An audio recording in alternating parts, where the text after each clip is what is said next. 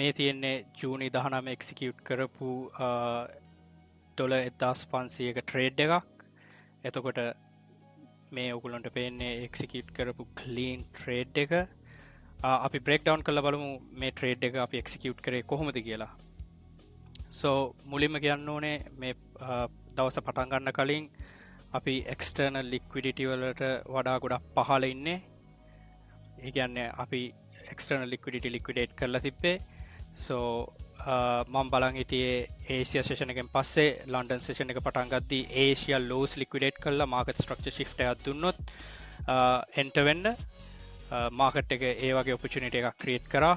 මේ තියෙන්නේ Asia laws ලික්විඩේට් කරාට පස්සේ මම මේ මාකට් සෙෂන් ඉන්ඩිකේටර් එක දැම්මොත් එහෙම මේ බ්ලූ කලර් එකෙන් පෙන්නන්නේ ඒෂියා සෙෂන් එක, ඒ වගේම ග්‍රීන් කලර් එකෙන් පෙන්නන්නේ ලන්ඩන් සෙෂන් එක. සෝ ඒෂියා එක්ස්ටර්නල් ලික්විඩිටි ලික්විඩේට් කරා, ඒ වගේම ලන්ඩන් එද්දී ඒෂියා ලෝස් ලික්විඩේට් කරා. ඒ ලික්විඩේෂන් එකත් එක්ක සෙලර්ස්ලට ප්‍රයිස් එක තවත් පහළට ගෙනියන්න බැරුව ගියා. බයස්ලා ස්ටෙප් ඉන්නලා අපිට මාකට් ස්ට්‍රක්චර් ෂිෆ්ට් එකක් ක්‍රියේට් කරා. සෝ මම බලන් හිටියේ මෙන්න මේ මාකට් ස්ට්‍රක්චර් ෂිෆ්ට් එක ක්‍රියේට් වෙනකන්. එතකොට මම ට්‍රේඩ් එක එක්සිකියුට් කරන්නේ කොතනින්ද?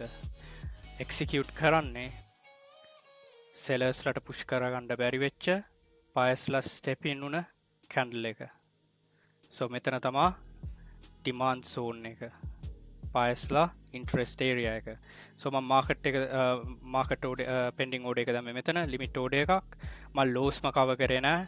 මොකද මට ලොකු විශ්වාසයක් තිබ්බා ප්‍රයිස් එක මෙතනින් පහළට එන්නේ නැහැ. මෙතන බයස්ලා කන්ට්‍රෝල් කරන් ඉන්නවනම්. So what actually happened? Price එක මාකට් ස්ට්‍රක්චර් ෂිෆ්ට් කරා. ප්‍රයිස් එක ආපහු මිටිගේට් කරා ඔරිජිනල් ඕඩර් බ්ලොක් එකට.